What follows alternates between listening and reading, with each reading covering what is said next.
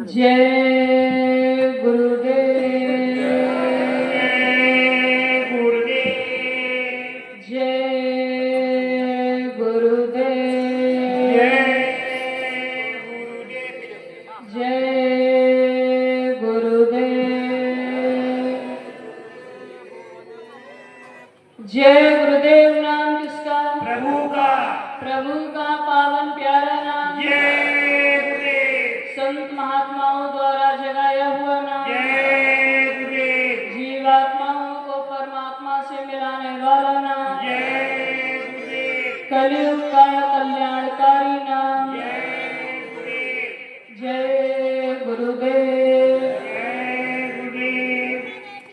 युग प्रवर्तक, युग के मसीहा, समय के समर्थ मालिक, मंच पर स्वयं विराजमान दाता दयाल के श्री चरणों में नमन करते हुए तथा यहाँ मौजूद दृश्य एवं अदृश्य रूप में सभी शक्तियाँ तथा आज की सत्संग वेला में भाग ले रहे सभी सत्संगी प्रेमी जनों को सादर जय गुरुदेव। सत्संग तो महापुरुषों की चीज है। जब महापुरुषों की जुबान मुबारक से हम जीवात्माओं को सत्संग सुनने को मिलता है, तभी हम जीवात्माओं में चेतना निजधाम जाने की होती है। अर्थात जब महात्माओं के शब्दों की बौछार इस जीवात्मा पर होती है, तभी आत्मा क्षणाभोर होती है। हम तो महात्माओं के वचनों को दोहराने आए हैं, तो आप सभी लोग थोड़े समय के लिए ध्यान पूर्वक सुनेंगे। जय जय जय गुरुदेव जी, धाम अपार अनाम, कोटि कोटि विनती करूं, अरब खरब प्रणाम। स्वामी सतगुरुदेव के चरण कमल सिर नाय, चरण शरण मैंने लई, लीजो प्रभु अपनाय। गुरुर ब्रह्मा गुरुर्विष्णु गुरुर्देवो महेश्वरा, गुरु साक्षात् पार ब्रह्म, तस्मै श्री गुरुवे नमः। ध्यान मूलं गुरुमूर्ति, पूजा मूलं गुरुचरण, मंत्र मूलं गुरुवाक्यं, मोक्ष मूलं गुरु कृपा। गुरु के सुमिरन मात्र से नाशक विघ्न अंत, तात सर्वारंभ में धावत हैं सब संत। गुरु बड़े गोविंद से गावत वेद पुराण, बिना दया गुरुदेव के मिलत नहीं भगवान। प्रथम गुरु को वंदना, दूजा मनाऊं गणेश, नमन करूं माता पिता को मिलते रहे उपदेश। कलयुग में सतगुरु मेरे काटे सभी कलेश, मथुरा वाले गुरुदेव की सुन लो महिमा विशेष। जय गुरुदेव। सत्संग जीवन का सार है। इसी में आपको जीवन की वास्तविकता का पता चलेगा कि वास्तव में जीवन क्या है। हम जीवात्माओं को एक मनुष्य के शरीर का खोल पहनाकर एक निश्चित समय के लिए काल के बनाए हुए इस लोक में भेज दिया गया। तो क्यों इन जीवात्माओं को एक निश्चित समय के लिए काल के बनाए हुए श्लोक में भेजा गया और यहाँ आने से पहले ये सभी जीवात्माएं कहाँ पर थी, ये सब आपको सत्संग में ही पता चलेगा। सत्संग एक ऐसा आध्यात्मिक विद्यालय है जहाँ पर आपको आध्यात्मिक ज्ञान की प्राप्ति होगी। आपके माता पिता, विद्यालय के शिक्षक आपको जीवन निर्वाह का ज्ञान तो दे सकते हैं कि किस प्रकार इस संसार में रहकर जीवन यापन करना है, लेकिन आपकी जीवात्मा का कल्याण कैसे होगा, ये किस प्रकार इस काल के बनाए हुए लोक से मुक्त हो सकेगी, ये सब ज्ञान वो आपको नहीं दे सकते। ये सब ज्ञान सत्संग में ही आपको मिलेगा। जय गुरुदेव। सत्य सत्य अर्थात जो सत्य है और सत्य केवल प्रभु है। संग जिसका साक्षात्कार किया जाए, अर्थात जो प्रभु से साक्षात्कार करा दे, वही सत्संग है। सत्संग कोई नाच गाना बजाना नहीं, ये जीवात्मा का विषय है कि जीवात्मा यहाँ कैसे आई और किस प्रकार यहाँ से मुक्त हो सकती है। कहा जाता है कि जो बल आपको सत्संग में मिलता है वह कहीं नहीं मिलेगा। चाहे कितने भी तीर्थ कराओ, कितने भी व्रत कर लो, कितने भी यज्ञ कर लो, कितनी भी उपासनाएं क्यों ना कर लो, लेकिन जो बल आपको सत्संग में मिलता है वह कहीं नहीं मिलेगा। सत्संग में जाने से वैकुंठ की प्राप्ति होती है। सत्संग ही जीवन को पवित्र और निर्मल बनाता है। जो लोगों की मान्यताएं हैं कि गंगा में स्नान करने से पाप धुल जाते हैं, तो ऐसा नहीं है। गंगा किसी के पापों को नहीं धो सकती कि मलमल धोए शरीर को, धोए न मन का मैल, और नहाए गंगा घूमती रहे बैल के बैल। गंगा में स्नान करने से किसी के पाप कर्म नहीं धुल जाते। एकमात्र सत्संग ही ऐसी गंगा है जिसमें स्नान करके आप अपने ज्यादा से ज्यादा पाप कर्मों का उतार कर सकते हैं। बिना सत्संग के ज्ञान नहीं हो सकता। गोस्वामी जी ने श्री रामचरितमानस में कहा कि बिनु सत्संग विवेक न होई, और राम कृपा बिन सुलभ न सोई, कि बिना सत्संग के ज्ञान नहीं हो सकता। जब तक आप सत्संग में नहीं जाएंगे, आपको आपके अस्तित्व का ही ज्ञान नहीं होगा कि वास्तव में हमारा अस्तित्व क्या है, हमारे अंदर जो जीवात्मा है वह कहाँ से आई है, कहाँ की रहने वाली है। ये सब आपको सत्संग में ही पता चलेगा। नाम की कमाई तो बहुत ऊंची और निर्मल चीज है, लेकिन अगर आप गुरुमुखों की संगत करने लग जाओ तो कम से कम पापों और बुरे कर्मों से तो बचे ही रह सकते हो। जिस प्रकार यदि कोई अंधा व्यक्ति फूलों के बाग में चला जाए तो वह फूलों को देख तो नहीं सकता, लेकिन उनकी खुशबू तो ले ही सकता है। उसी प्रकार यदि पत्थर को पानी में डाल दिया जाए तो पत्थर पानी में घुलेगा तो नहीं, लेकिन सूरज की तपिश और गर्मी से तो बचा ही रहेगा। उसी प्रकार नाम की कमाई तो बहुत ऊंची और निर्मल चीज है, लेकिन अगर आप गुरुमुखों की संगत करने लग जाओ तो कम से कम पापों और बुरे कर्मों से तो बचे ही रह सकते हो। इसीलिए संत महात्मा सत्संग पर इतना जोर देते हैं। वैसे तो वही दो चार बातें हैं, किसी भी महात्मा की वाणी को सुनाओ, लेकिन जिस वाणी को सुनने से आपके अंदर के विचार बदलने लग जाएं, ऐसे सत्संग में जाने से कभी किसी प्रकार का घाटा नहीं हो सकता। कबीर साहब कहते हैं कि कबीर संगत साध की ज्यों की भूसी खाए और खीर खाड़ भोजन मिले, साकत संग न जाए। अर्थात जो गुरुमुखों की संगत करने लग जाते हैं वो सूखा टुकड़ा भी खाना पसंद कर लेंगे, उन्हें किसी प्रकार के अच्छे भोजन की आवश्यकता नहीं कि एक घड़ी आधी घड़ी आधी में पुनियाद और कबीर संगत साध की कटे कोटि अपराध, कि एक घड़ी का सत्संग भी जीवन में अत्यंत मायने रखता है। कि एक बार की बात है, एक जमींदार था, वह अपना पैसा वसूल करने के लिए एक गांव में गया। तो गांव में जाकर उसने एक किसान से अपना पैसा मांगा। तो किसान ने उससे बहुत विनती की कि मेरा थोड़ा सा ब्याज माफ कर दीजिए, लेकिन जमींदार ने उसकी एक भी नहीं सुनी और उसके घर से उसके बछड़े बछिए भी खोल कर ले गया। इसी प्रकार उसने पूरे गांव में सबसे अपना ब्याज सूद दर सूद वसूल किया और जिन्होंने नहीं दे पाया उनके घर से कुछ ना कुछ सामान उठा करके ले आया। तो इस प्रकार उसके पास बहुत सारा सामान इकट्ठा हो गया ले जाने के लिए। अब उसे एक मजदूर की आवश्यकता थी वो सामान उसके घर तक ले जाने के लिए। तो उसने किसान से कहा कि मुझे एक मजदूर ला करके दे दो।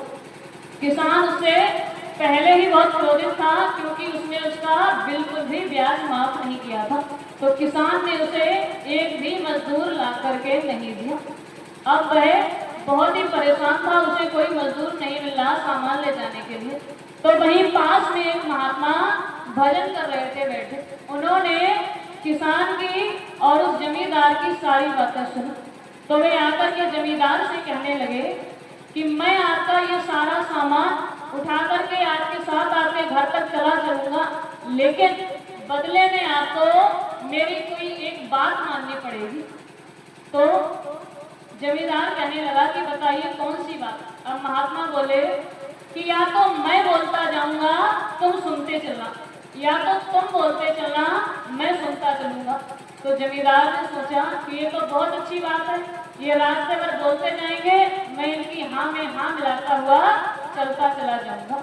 अब उसने महात्मा से कह दिया कि ठीक है आप बोलते जाना, मैं आपकी सारी बातें सुनता चलूंगा। अब महात्मा ने उस जमींदार का सारा सामान उठाया और उसके साथ उस घर की ओर चल दी। रास्ते भर महात्मा ने उसको सत्संग सुनाया। 1 घंटे बाद उसके घर पर पहुंचे। 1 घंटे का रास्ते भर सत्संग दिया। जब उसके घर में पहुंचे सारा सामान वहां पर रख दिया। फिर उस जमींदार से कहने लगे कि सुनो, आज से 8 दिन बाद तुम्हारी मृत्यु हो जाएगी और जब यमराज के दूत तुम्हें लेने आएंगे तो सबसे पहले तुम्हारे कर्मों का लेखा जोखा देखा जाएगा। तो उसमें केवल एक ही श्रेष्ठ कर्म निकलेगा कि तुमने मेरे साथ ये 1 घंटे का सत्संग सुना है। तो वो तुमसे पूछेंगे कि इस कर्म का फल तुम्हें पहले लेना है या बाद में। तो तुम ये कह देना कि मैं इसका फल पहले लेना चाहता हूँ और फल में मुझे उन्हीं महात्मा से मिला दीजिए जिन्होंने मुझे ये 1 घंटे का सत्संग दिया था। जमींदार ने कहा ठीक है। अब 8 दिन के बाद जमींदार की मृत्यु हो गई और यमराज के दूत जब उसे लेने आए तो सबसे पहले उसके कर्मों का लेखा जोखा देखा गया। तो उसके सभी कर्मों में से केवल एक ही कर्म श्रेष्ठ निकला कि उसने 1 घंटे का सत्संग महात्मा के साथ सुना था। तो उससे ये पूछा गया कि इस कर्म का फल तुम पहले लेना चाहते हो या बाद में। तो वह कहने लगा कि मुझे इसका फल पहले दे दीजिए, मुझे उन्हीं महात्मा से मिलवा दीजिए जिन्होंने मुझे ये 1 घंटे का सत्संग दिया था। तो यमराज के दूत ने कहा ठीक है। अब जमींदार को लेकर उन्हीं महात्मा के स्थान पर पहुंचे। महात्मा अपने स्थान पर बैठे भजन कर रहे थे। अब यमराज के दूतों ने जमींदार से कहा कि हम लोग बाहर खड़े हैं, तुम अंदर चले जाओ, जाकर के महात्मा से मिल लेना और जब समय सीमा पूरी हो जाए तब हम बाहर से इशारा करेंगे, तब बाहर चले आना। जमींदार ने कहा ठीक है। अब जमींदार अंदर चला गया। महात्मा वहां पर बैठे भजन कर रहे थे। महात्मा ने जब जमींदार को आते देखा वो कहने लगे कि आओ सेठ तुम आ गए, आकर के यहाँ बैठ जाओ और मेरे साथ भजन करने लग जाओ। जमींदार वहीं पर बैठ गया, महात्मा के साथ भजन करने लगा। थोड़ी देर बाद जब उसका समय समाप्त हुआ तो बाहर से यमराज के दूतों ने इशारा किया कि अब बाहर आ जाओ, समय सीमा पूरी हो गई। जमींदार ने उनके इशारे को देख लिया तो वह महात्मा से कहने लगा कि यमराज के दूत मुझे बुला रहे हैं, मेरा समय पूरा हो गया। अब महात्मा कहने लगे कि तुम चुपचाप यहाँ पर बैठे रहो और मेरे साथ भजन करते रहो। यमराज का दूत अंदर आ नहीं सकते और जब अंदर ही नहीं आ पाएंगे तो वो तुम्हें यहाँ से लेकर के नहीं जा पाएंगे। इस प्रकार वह जमींदार वहीं पर बैठा रहा, भजन करता रहा। यमराज के दूत बाहर से इशारा करते करते परेशान हो गए। परेशान होकर धर्मराज के पास पहुंचे, उनको सारी बात बताई। तो धर्मराज कहने लगे कि अब उस स्थान पर ना तो मैं जा सकता हूँ और ना ही तुम लोग। इसीलिए अब उस जमींदार का ख्याल छोड़ दो और अपना आगे का काम देखने दो। तो तभी कहा गया कि एक घड़ी आधी में पुनियाद, कबीर संगत साध की कटे कोटि अपराध। कि एक घड़ी का सत्संग भी जीवन में अत्यंत मायने रखता है। बिना सत्संग के ज्ञान नहीं हो सकता। इसी में आपको जीवन की वास्तविकता का पता चलेगा कि वास्तव में जीवन क्या है। हम जीवात्माएं किस प्रकार इस काल के बनाए हुए लोक में आकर के फंस गए, और जब यहाँ पर आकर फंस गए तो यहाँ से किस प्रकार मुक्त हो सकते हैं। विचार कीजिए, जब यहाँ पर कुछ भी नहीं था, जब यहाँ पर कुछ भी नहीं था, ये धरती नहीं थी, आकाश नहीं था, सूरज चांद सितारे नहीं थे, तमाम लोक परलोक नहीं थे, ब्रह्मा विष्णु महेश नहीं थे। उस समय सभी जीवात्माएं कहाँ पर थी, किस प्रकार ये इस काल के बनाए हुए लोक में आकर के फंसी। तो जब यहाँ पर कुछ भी नहीं था, उस समय एक मालिक था, एक परमात्मा था। वह परमात्मा प्रकाश का अलौकिक महासागर था। उस महासागर में बहुत सारी प्रकाश की छोटी छोटी बूंदें, वही प्रकाश की छोटी छोटी बूंदें आत्मा कहलाई। तो एक बार उस परमात्मा की सृष्टि रचना करने की मौज थी, तो उन्होंने वहां से सार शब्द निकला, जिससे 3 लोग स्थापित हुए। सारी सृष्टि की रचना शब्द के माध्यम से हुई कि शब्द धरती, शब्द आकाशा, शब्द शब्द भैरव प्रकाशा, सिमरी सृष्टि शब्द के माध्यम। सारी सृष्टि की रचना शब्द के माध्यम से हुई, तो वहां से सार शब्द निकला, जिससे 3 लोग स्थापित हुए, अगम लोक, अलग लोक और सत्य लोक। और 3 पुरुषों को स्थापित किया, अगम पुरुष, अलग पुरुष, सत्य पुरुष। इन तीनों लोगों का राज्य इन तीनों पुरुषों को सौंप दिया। फिर आगे की रचना का विस्तार सत्य पुरुष ने किया और जीवात्माओं को इन तीनों लोकों में बराबर बराबर बांट दिया। फिर आगे की रचना का विस्तार सत्य पुरुष ने किया, वहां से सप्त शब्द निकला, जिससे 16 निर्गुण, भवद्भा, महासम, सुन, त्रिकुटी और सहस्र का बल की रचना हुई। कि सत्य पुरुष ने अपने 16 पुत्रों को 16 अड्डे बनाकर उन पर बैठा दिया। कि सत्य पुरुष का अंश कहैया, और या में 16 निर्गुण भैया, तामै एक निरंजन राई, और गुरु अंश से ज्योति आई। कि सत्य पुरुष ने अपने 16 पुत्रों को 16 अड्डे बनाकर ऊपर बैठा दिया। उनके सबसे छोटे पुत्र, जिन्हें काल भगवान के नाम से जाना जाता है, जब वो यहाँ पर आए तो यहाँ आकर करोड़ों वर्षों तक उन्होंने घोर तपस्या की। इतनी कठिन तपस्या की कि यदि समस्त समुद्र को स्याही बना दिया जाए फिर भी उसका वर्णन नहीं किया जा सकता। ऐसी कठिन तपस्या की। जब इतनी कठिन तपस्या की तो उनकी तपस्या से सत्य पुरुष प्रसन्न हुए। प्रसन्न होकर जब दर्शन दिए तो कहने लगे कि तुमने मेरी बहुत सेवा की, मैं तुम्हारी तपस्या से बहुत प्रसन्न हूँ, तुम मुझसे कुछ भी मांग लो, जो भी तुम मुझसे मांगोगे मैं तुम्हें दे दूंगा। तो उस समय काल भगवान ने सत्य पुरुष से सत्यलोक के समान राज्य मांग लिया। जब सत्यलोक के समान राज्य मांग लिया अर्थात जीवात्माओं को मांग लिया। बिना जीवात्माओं के राज्य तो हो ही नहीं सकता।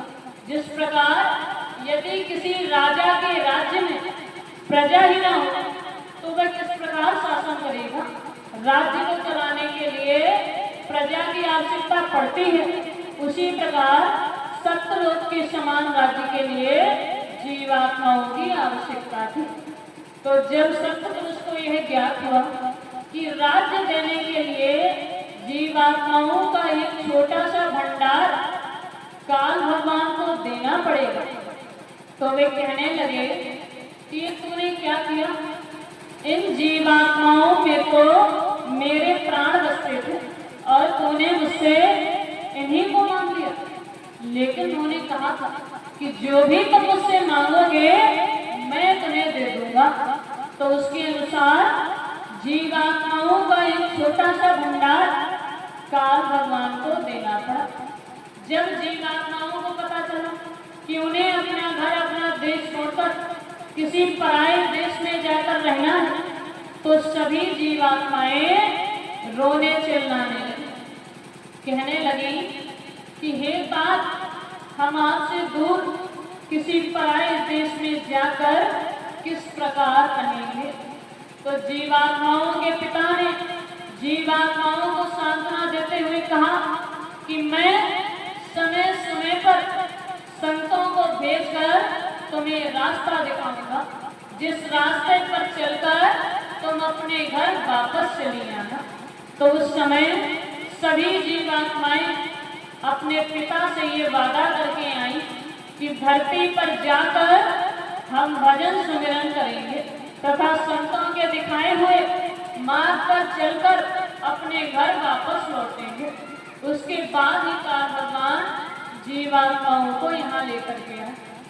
तो जब जीवात्माओं को यहाँ लेकर के आए तो आगे की रचना का विस्तार काल भगवान ने किया कि ज्योति निरंजन की है नारी और दोनों मिलके कीन विस्तारी कि ज्योति निर्गुण के ढिंग आई और कर भोग पुन कीने उपजाई।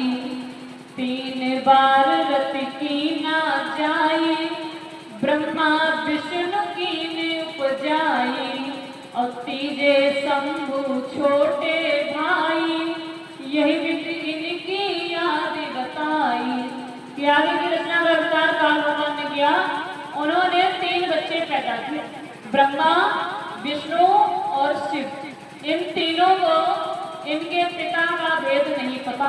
इन्हें इनका काम सौंप दिया गया। ब्रह्मा जी से कहा गया कि तुम मसाले से घड़ा बनाओ, विष्णु जी से कहा कि घड़े में जीव की संभाल करो और शिव जी से कहा कि जब वह घड़ा पुराना हो जाए तो उसको फोड़ दो। उसके बाद जीवात्माओं को यहाँ लाया गया। तो जब जीवात्माओं को यहाँ लेकर के आए तो जीवात्माओं को 4 प्रकार के कपड़े पहनाए गए, कारण का, सूक्ष्म का, लिंग का और स्थूल का। ये 4 प्रकार के कपड़े जीवात्मा को पहना दिए गए। जीवात्मा जो प्रकाश के उस अलौकिक महासागर की एक छोटी सी बूंद थी, इस जीवात्मा पर 4 प्रकार के कपड़े पहनाए गए। इस जीवात्मा में अपना बहुत ही दिव्य प्रकाश है। करोड़ों सूर्यों का प्रकाश इस जीवात्मा में है, अपना बहुत ही दिव्य प्रकाश। लेकिन जब इसे 4 प्रकार के कपड़े पहनाए गए तो इसका सारा प्रकाश उन्हीं कपड़ों में सिमटकर बंद हो गया। जिस प्रकार जब कोई बल्ब जलता है तो उसके चारों तरफ रोशनी होती है, और अगर हम उस बल्ब पर काला कपड़ा लपेटना शुरू कर दें तो जिस प्रकार जब सारा कपड़ा उस बल्ब पर लिपट जाएगा तो उस बल्ब की सारी रोशनी उसी कपड़े में बंद हो जाएगी, बाहर बिल्कुल भी प्रकाश नहीं होगा। उसी प्रकार ये जो जीवात्मा जो प्रकाश की एक छोटी सी बूंद है, इसमें अपना बहुत ही दिव्य प्रकाश है, लेकिन इसे 4 प्रकार के कपड़े पहना दिए गए, कारण का, सूक्ष्म का, लिंग का और स्थूल का। ये 4 प्रकार के कपड़े जिनके अंतर्गत मन बुद्धि चित्त अहंकार शब्द रूप रस गंध स्वाद इत्यादि और स्थूल का कपड़ा इस मानव शरीर को कहा जाता है कि 5 तत्वों से ये मानव शरीर बनाया गया कि छिप जल पावक गगन समीरा और 5 तत्व से रचो शरीरा। अग्नि वायु आकाश पृथ्वी और जल, इन 5 तत्वों से इस मानव शरीर को बनाया गया। और इसी में जीवात्मा को दोनों आंखों के मध्य भाग में, जहाँ पर माताएं बहनें बिंदी लगाती हैं या पुरुष तिलक लगाते हैं, इस स्थान पर जीवात्मा को बैठा दिया गया। हमारी जीवात्मा इस पूरे शरीर में दोनों आंखों के बीच में बैठी हुई है। और इस जीवात्मा के पास स्वयं की एक आंख थी, जिसे दिव्य नेत्र या तीसरा नेत्र कहा जाता है। और इस जीवात्मा के पास स्वयं का एक कान भी था, जिसके माध्यम से वही आकाशवाणी की तरंगों या आयामों को सुन सकती थी।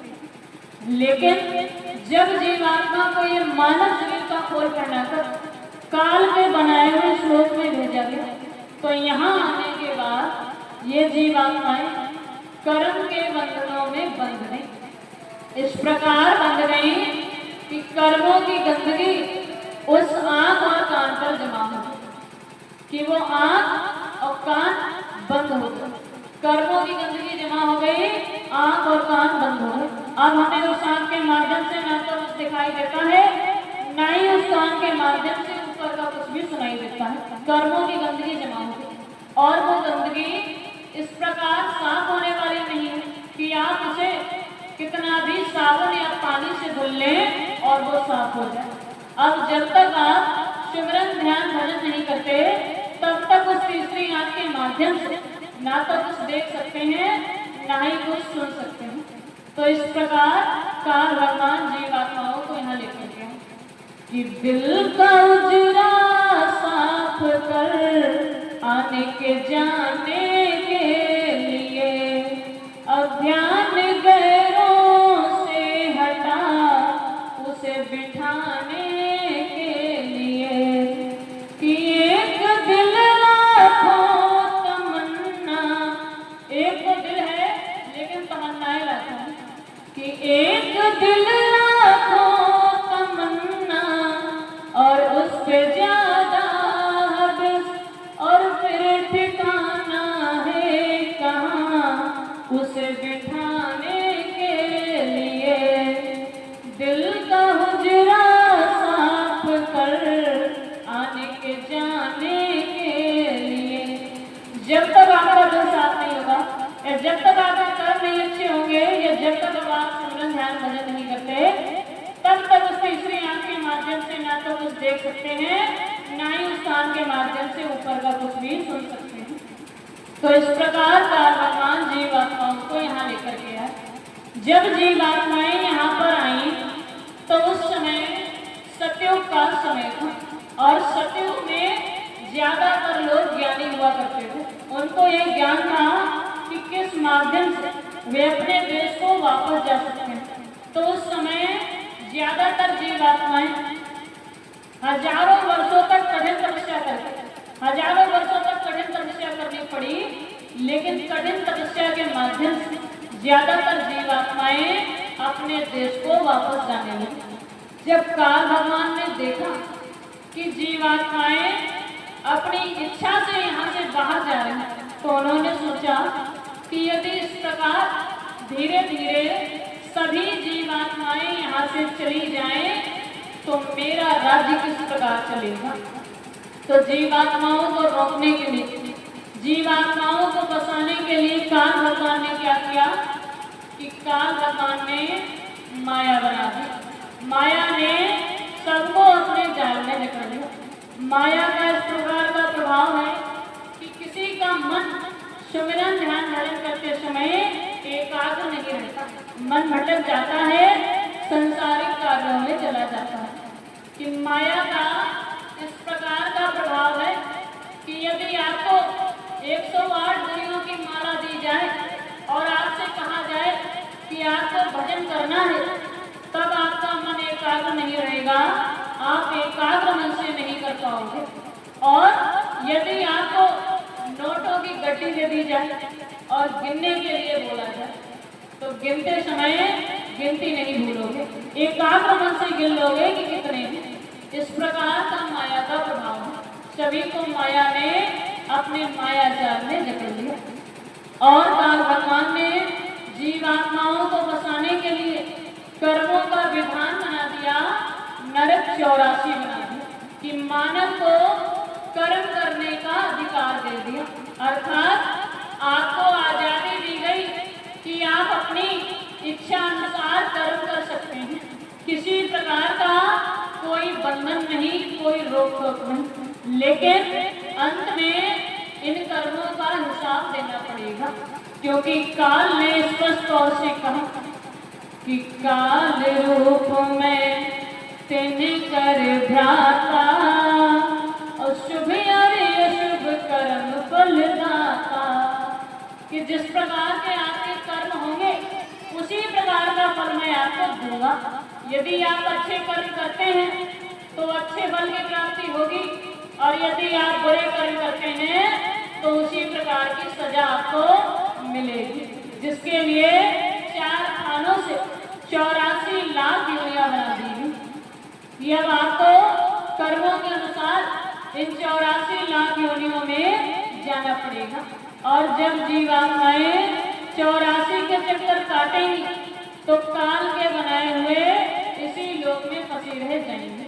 यहाँ से मुक्त होने का रास्ता उन्हें नहीं मिलेगा। तो जैसा काल भगवान ने सोचा वैसा ही हुआ। सभी जीवात्माएं यहाँ आने के बाद कर्म के बंधनों में बंध गई। अब जैसे कर्म कर रही उसी के अनुसार फल उन्हें मिल रहा। ज्यादातर जीवात्माओं को नरकों 84 में जाना पड़ा, और जब 84 के चक्कर काट रही तो काल के बनाए हुए इसी लोक में फंसी गई। ये काल का बनाया हुआ देश है।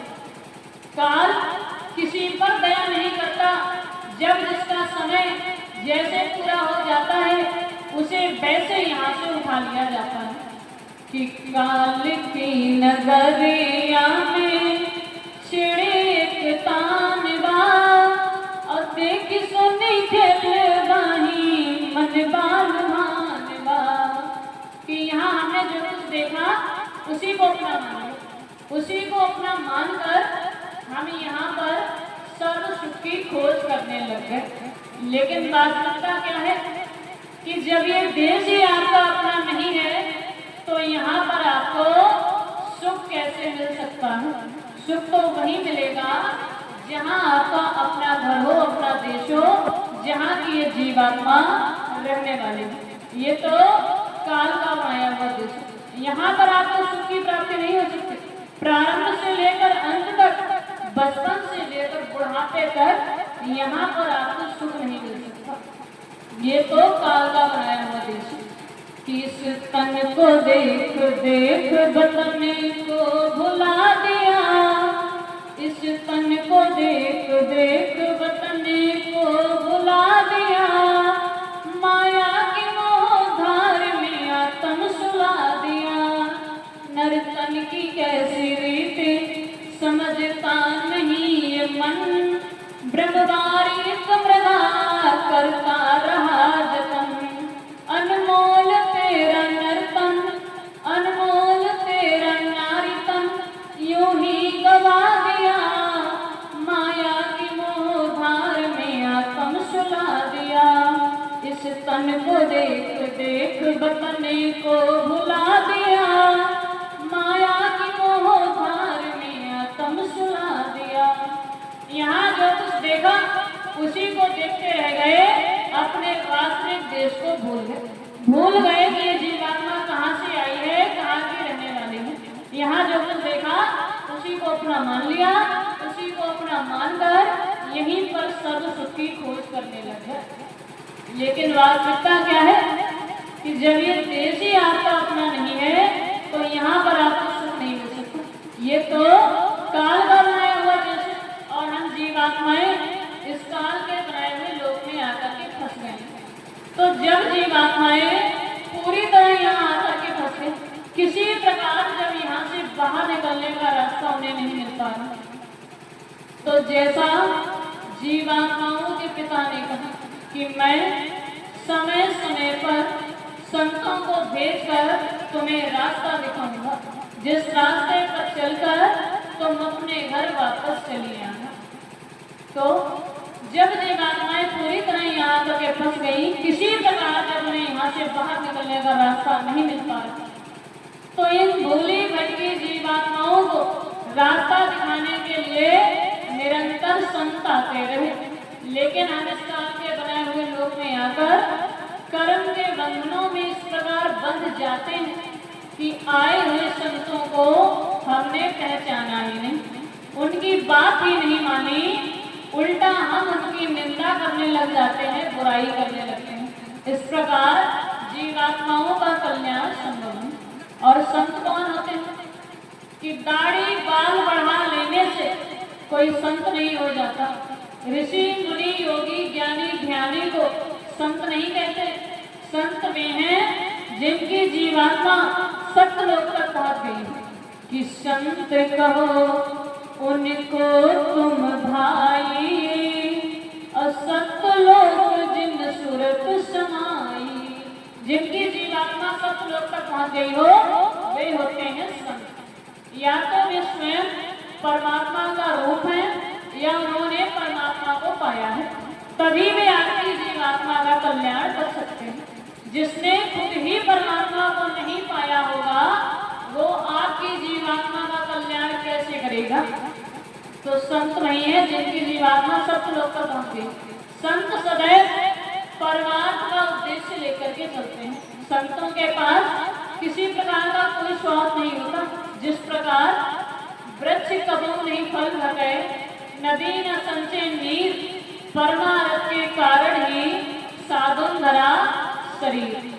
जिस प्रकार वृक्ष अपना फल कभी खुद नहीं खाता, नदी अपना पानी स्वयं नहीं पीती, उसी प्रकार संत महात्मा दूसरों के हित के लिए ही आते हैं। स्वयं का किसी प्रकार का कोई स्वार्थ नहीं होता। कि साधु तो भूखा भाव का, धन का भूखा नहीं, और धन का भूखा जो फिरे सो तो साधु।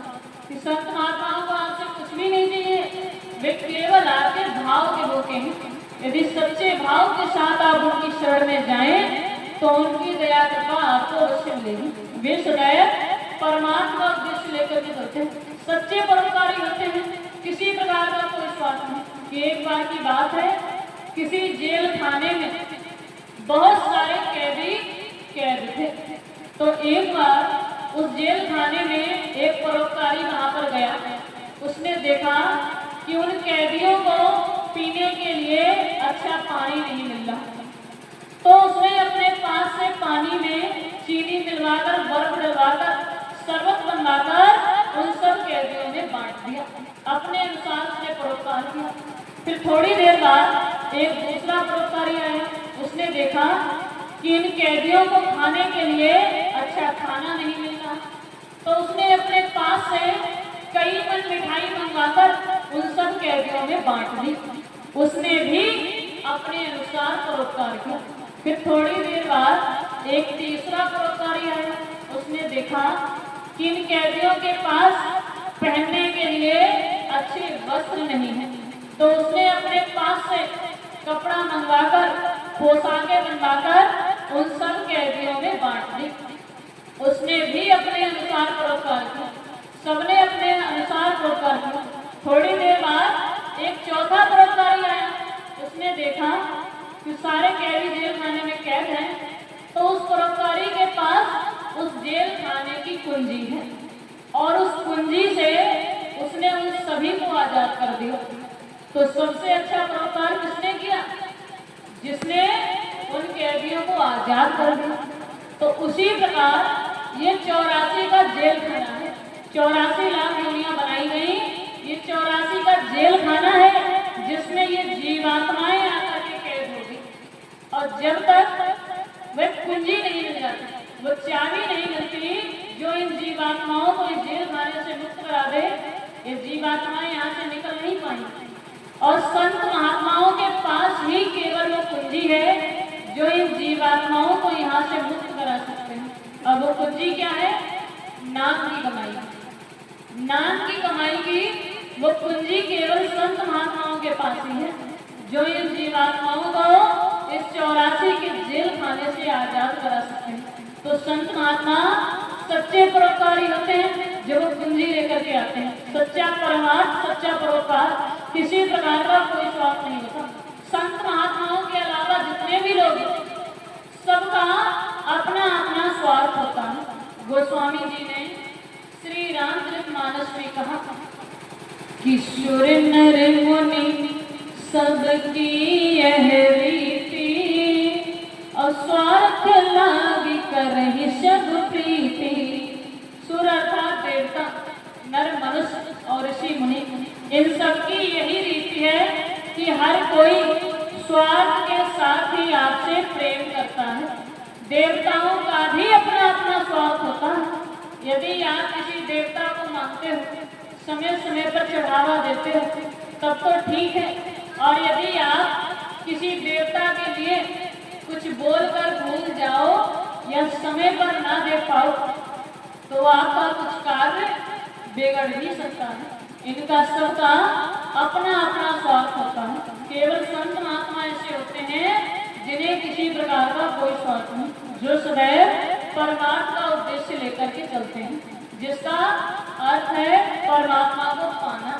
और ये केवल मनुष्य शरीर में ही संभव है, क्योंकि एकमात्र मनुष्य की ऐसी योनि है जिसमें मोक्ष का रास्ता है। अन्य किसी योनि में आप मोक्ष को प्राप्त नहीं कर सकते। अन्य योनियों में जीवात्मा केवल अपने कर्मों के अनुसार जाती है। एकमात्र मनुष्य की ऐसी योनि है, इसी में मोक्ष को और परमात्मा को पाया जा सकता है। कि ये मनुष्य शरीर उस परमात्मा का बनाया हुआ मंदिर है। जिन मंदिरों में आप पूजा करने जाते हो, वे मंदिर तो इंसान ने स्वयं बनाए, लेकिन ये मनुष्य शरीर उस परमात्मा का बनाया हुआ मंदिर है।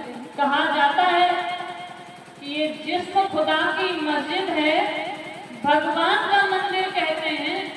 क्यों ढूंढे पत्थर पानी में, भगवान इसी में रहते हैं। ये मनुष्य शरीर ही खुदा की बनाई हुई मस्जिद या भगवान का बनाया हुआ मंदिर है।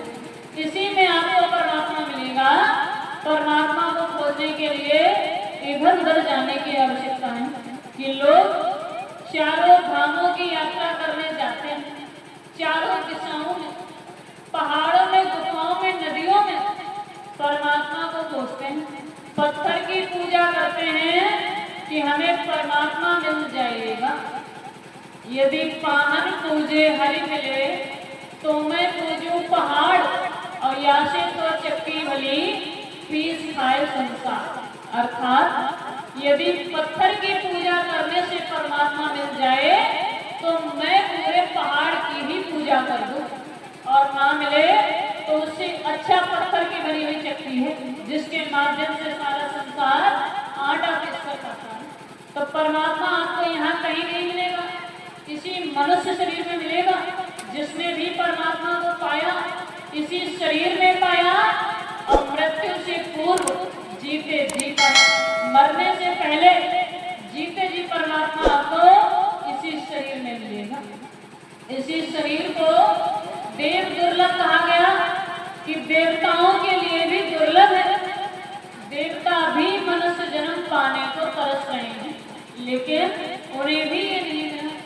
गोस्वामी जी ने श्री रामचरितमानस में कहा कि बड़े भाग्य मानुष तन पावा, असुर दुर्लभ सद्ग्रंथन गावा। कि बहुत ही भाग्य से यह मनुष्य का शरीर मिला है, ये देवताओं के लिए भी दुर्लभ है। देवता भी इसे पाने के लिए तरस रहे हैं, लेकिन उन्हें भी ये नहीं मिला। आपको और हमें मिला। हम और आप इसके महत्व को नहीं समझ रहे। इसे व्यर्थ के कार्यों में, खाने पीने में, सोने में, लड़ाई झगड़ा करने में, निंदा बुराई करने में इसे व्यर्थ किए जा रहे हैं। कि 5 घड़ी कर्म किया, 3 घड़ी सोए, 1 घड़ी में भजन किया, तो मुक्ति कहाँ से होती। इस मनुष्य शरीर को व्यर्थ के कार्यों में गवाई जा रहे हैं। जब ये आपसे चला जाएगा, तब समझ में आएगा कि हमने क्या खो दिया। कि 184 भूमि के जन्म मिला इंसान का। जब कहीं आपके कर्मों का शुभ संचय होता है, तब जाकर कहीं परमात्मा की कृपा से ये नर्तन मिलता है। ये सभी योनियों में सर्वश्रेष्ठ है। इसी में आप परमात्मा को प्राप्त कर सकते हैं। जिसने भी परमात्मा को पाया, इसी शरीर में पाया, और मृत्यु से पूर्व जीते जी पाया। पिछले इतिहास उठा करके देख लो, किसी ने भी परमात्मा को मंदिर या मस्जिद में, पहाड़ों में, गुफाओं में, नदियों में नहीं पाया। के जी पाया कि जो तिलमाही तेल है, जो जगमग में आग, तेरा साईं तुझ में है, जाग सके तो जाग। जिस प्रकार तिल के अंदर तेल है और पत्थर में आग, उसी प्रकार आपका परमात्मा आपके अंदर है। इधर उधर खोजने की आवश्यकता नहीं, वह आपके अंदर ही है। जिसने भी पाया इसी शरीर में पाया, तभी इसी शरीर को देव दुर्लभ कहा गया। देवता भी इसे पाने के लिए तरस रहे हैं, क्योंकि देवता भी मोक्ष को प्राप्त नहीं कर सकते। एकमात्र मनुष्य की ही ऐसी योनि है जिसमें मोक्ष को पाया जा सकता है। इसीलिए देवता ये मनुष्य शरीर पाने को तरसते हैं कि कुछ समय के लिए हमें भी ये मनुष्य शरीर मिल जाए, तो इसमें जाकर हम भी साधन भजन करके मोक्ष को प्राप्त कर सकें, सदा के लिए मुक्ति पा सकें। इसीलिए देवता मनुष्य जन्म पाने को तरसते हैं। और आपको और हमें वर्तमान में ये मनुष्य शरीर मिला है, लेकिन हम और आप इसके महत्व को नहीं समझे। इसे व्यक्ति कार्यों में गवाए जा रहे हैं। जब ये आपसे चला जाएगा तब समझ में आएगा कि हमने क्या खोजा। तो वर्तमान जो मनुष्य शरीर मिला, इसी में आप परमात्मा को प्राप्त कर सकते हैं। ये मनुष्य शरीर बहुत ही भाग्य से मिलता है। ये जब मिला तो आप कुछ भी लेकर के नहीं आए, और जब यहाँ से वापस जाओगे तो भी अपने साथ इतनी छोटी सी भी चीज आप यहाँ से अपने साथ लेकर के नहीं जा सकते।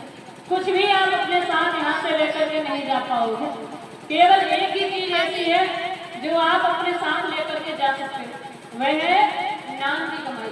जितनी यहाँ रहकर नाम की कमाई कर लोगे वो तो आपके साथ जाएगी, उसके अलावा यहाँ का सब कुछ यहीं पर छूट जाएगा, कुछ भी आपके साथ नहीं जाएगा। कि क्या लेकर के आए हो, क्या लेकर के जाओगे, क्या लेकर के आए हो, क्या लेकर के जाओगे। मुट्ठी बांध कर आए थे और हाथ पसारे जाओगे, मुट्ठी बांध कर आए थे और हाथ पसारे जाओगे। ये तन तेरा कागज की पुड़िया बूंद पड़त गल जाएगा। कहत कबीर सुनो भाई साधो, एक नाम बिना पछताएगा। ना तो कुछ लेकर के आए हो, ना यहाँ से कुछ लेकर के जा पाओगे।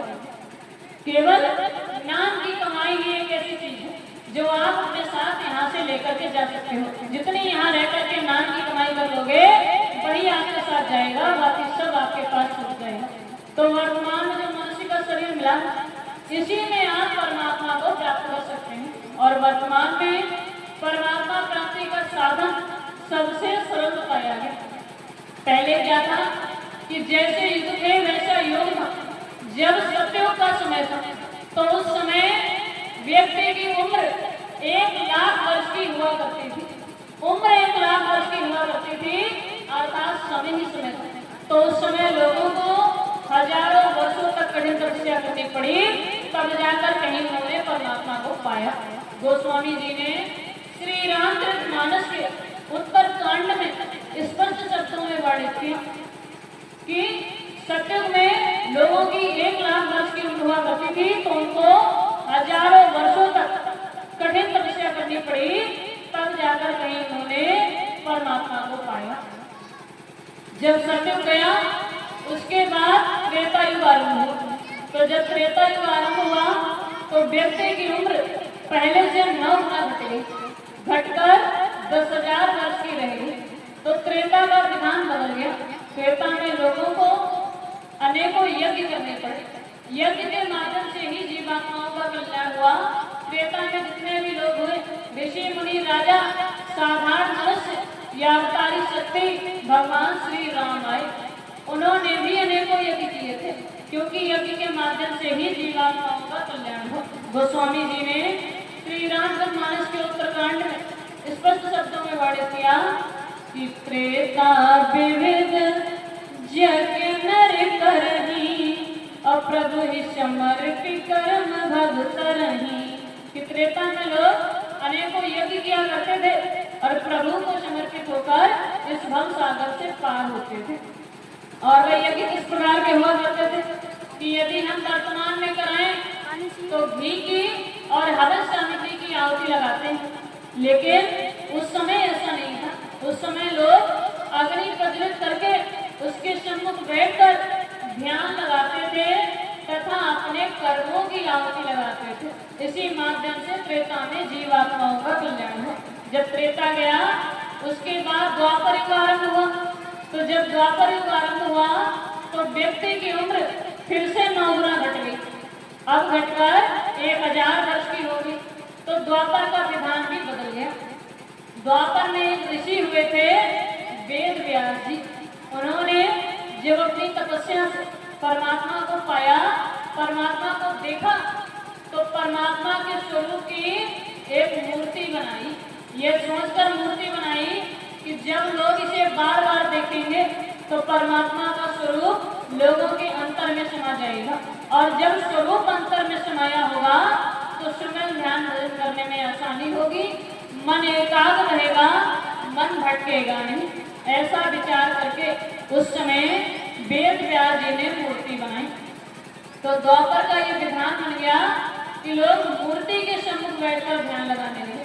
गोस्वामी जी ने श्री रामचरितमानस के उत्तरकांड में वर्णित किया कि द्वापर करे रघुपति पद पूजा, और नर भगत नहीं उपाय न दूजा। यही एकमात्र उपाय था, लोग मूर्ति के सम्मुख बैठकर ध्यान लगाते थे। फिर जब द्वापर गया उसके बाद कलयुग आरंभ हुआ और वर्तमान में कलयुग ही चल रहा। तो जब कलयुग आरंभ हुआ तो फिर से व्यक्ति की उम्र पहले से 9 गुना घट गई। अब घटकर 100 वर्ष की रह गई। लेकिन 100 वर्ष की आयु भी बहुत कम लोग पूरी कर पाते हैं, अन्यथा ज्यादातर लोग बीच में ही चले जाते हैं। कि जिस देश का राजा पापी हो उस देश में अनर्थ होते हैं, और पिता के सामने पुत्र मरे, पिता बैठ कर रोते हैं। इस प्रकार की स्थिति आ गई, ज्यादातर लोग बीच में ही चले जाते हैं। 100 वर्ष की आयु बहुत कम लोग पूरी कर पाते हैं। तो जब ऐसा समय आ गया तो हर युग की तरह कलयुग का विधान भी बदल गया। और कलयुग का विधान बदलकर बहुत ही सरल सा बताया गया। गोस्वामी जी ने कहा कि कलयुग सम नहीं आन युग, जो नर कर विश्वास कि कलयुग के समान कोई दूसरा युग नहीं।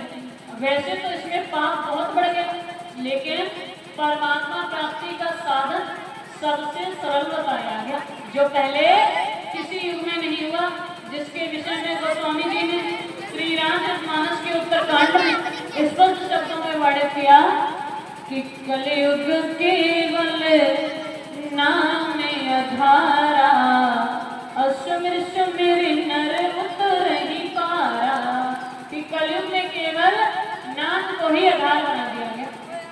नाम मात्र के सुमिरन से ही आपके जीवात्मा का कल्याण होगा और कुछ भी करने की आवश्यकता नहीं। कि कलयुग जोग न यज्ञ न ज्ञाना, और एक आधार नाम गुण गाना।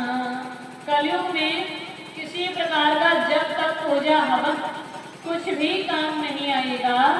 एकमात्र आधार नाम का सुमिरन, कि जो नाम आपको मिले बस उसी नाम का सुमिरन करते रहना है। उसके अलावा सब व्यर्थ है, कुछ भी काम नहीं आएगा, सब बेकार है। केवल नाम का सुमिरन आधार बताया गया कि जो नाम आपको मिले बस उसी नाम का सुमिरन करते रहना है। और वो कौन सा नाम है जिसके सुमिरन से आपके जीवात्मा का कल्याण होगा, तो उसके विषय में भी वर्णित किया कि नाम रहत संतन आधीना, और संत बिना कोई नाम न चीना। संतों के आधार से जो नाम मिलेगा उसी नाम से आपकी जीवात्मा का कल्याण होगा। अब अनेकों संताएं समय समय पर अपने अपने नाम दिए, लेकिन वो कौन सा नाम है जिससे आपकी जीवात्मा का कल्याण होगा? तो सबसे पहले संत आए थे कबीरदास। कबीरदास का लालन पोषण नीरू नीमा नामक जुलाहे ने किया, जिनको कबीरदास एक लहर तालाब के पास मिले थे। जब कबीरदास बड़े हुए, अपनी तपस्या से जब उन्होंने परमात्मा को पाया तो परमात्मा को साहब नाम से पुकारा। अर्थात उस समय कबीरदास जी ने साहब नाम जगाया और उस समय के लोगों से कहा कि आप साहब नाम को लीजिए, इसी नाम से आपकी जीवात्मा का कल्याण होगा। तो उस समय के लोग कहने लगे कि हमने प्रभु का नाम श्री राम सुना, श्री कृष्ण सुना, लेकिन ये कैसा विचित्र नाम है, इस नाम को लेने से हमारी जीवात्मा का कल्याण कैसे होगा। तो कबीरदास जी कहने लगे कि मैंने इस नाम को जगाया है और इस नाम में बहुत शक्ति है। यदि विश्वास न हो तो पहले नाम को आजमा लो। यदि ये नाम तुम्हारी आजमाइश पर खड़ा उतरे तभी इस नाम को लेना। देखो संत महात्माओं की महिमा, कह रहे कि परीक्षा पहले ले लो। यदि बच्चा पढ़ने जाए तो पहले पाठ्यक्रम पूरा करता है, बाद में परीक्षा देता है। और संत महात्मा कह रहे कि परीक्षा पहले ले लो, नाम को पहले आजमा लो। यदि ये नाम तुम्हारी आजमाइश पर खरा उतरे तभी इस नाम को लेना। तो उस समय के लोगों ने पहले उस नाम को आजमाया, उसके बाद उस नाम को अपनाया और उस समय के लोगों का कल्याण उसी साहब नाम से हो। उसके बाद समय समय पर अनेकों संत आए, अपने अपने नाम दिए। मीराबाई के गुरु रैदास जी ने मीराबाई को गिरधर गोपाल का नाम दिया। जब मीराबाई को अपने गुरु से गिरधर गोपाल का नाम मिला तो मीराबाई गिरधर गोपाल की खोज में इस प्रकार लग गई कि वो महलों की रहने वाली रानी थी। उन्होंने राजपाट त्याग दिया, सब कुछ छोड़कर अपने गुरु की बात मानकर जंगलों में भटकने लगी। तो उस समय के लोग कहने लगे कि ये महलों की रहने वाली रानी, जिसको तो सभी सुख है और सब कुछ छोड़कर अपने गुरु की बात मानकर ये जंगलों में भटक रही, ये पागल हो गई। उस समय के लोग मीराबाई को पागल बताने लगे। लोगों ने बहुत निंदा की, बहुत अपमान किया, लेकिन मीराबाई ने सब कुछ नजरअंदाज किया कि निंदा से ना डरो, निंदा जल की धार, और डरती अगर मीरा तो कैसे होती पार। लोगों का काम है कहना, लोग तो निंदा करेंगे, अपमान करेंगे, मजाक बनाएंगे, लेकिन निंदा एक जल की धार के समान है जो समय के साथ बहकर आगे चली जाएगी। जिस प्रकार मीराबाई का कल्याण उसी गिरधर गोपाल नाम से हुआ, तो आज इतिहास में उनका नाम बहुत ही गर्व के साथ लिया जाता है कि उन्होंने परमात्मा को पाया। इसी के साथ समय समय पर अनेकों संत आए, अपने अपने नाम दिए। अभी 200 वर्ष पूर्व शिवदयाल जी ने राधा स्वामी नाम को जगाया और वर्तमान में ये जय गुरुदेव नाम जगाया गया। ये बहुत ही अद्भुत नाम है। इस नाम में प्रारंभ में जय, जैसे आप हर देवता के नाम के आगे जय लगाते हो, जैसे जय श्री राम, जय श्री कृष्ण, जय हनुमान, उसी प्रकार इस नाम में प्रारंभ में जय, बीच में गुरु अर्थात मुर्शिद बैठा है और अंत में देव। देव माने देवता, ऐसा देवता जो आपको सब कुछ दे, आपसे कुछ भी ना ले। ऐसे सच्चे सतगुरु जो आपको नाम की कमाई का, शब्द की कमाई का रास्ता दे रहे, आपसे कुछ भी नहीं ले रहे। ऐसा अद्भुत नाम वर्तमान में जगाया है और समय का यही नाम है। इसी नाम से आपके जीवात्मा का कल्याण होगा। कि जय गुरुदेव समय के सतगुरु, समय से किया इशारा है, धर्म प्रेमियों जग जाओ, इसमें कल्याण तुम्हारा है। सब हरि भजन में लग जाओ, इसमें कल्याण तुम्हारा है। गांव नगर के धर्म प्रेमियों, इस सिद्धांत को अपनाना, प्रेम भाव से संचित होकर सुमिरन ध्यान भजन करना। खुदा कहो भगवान कहो, ये दिल का भाव तुम्हारा है। जय गुरुदेव समय के सतगुरु, समय से किया इशारा है।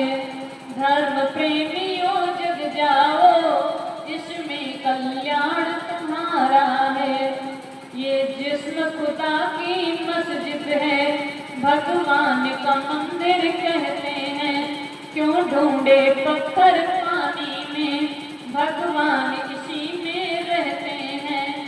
जा बैठ फकीरों की सोबस में, हो जीवन धन्य तुम्हारा है।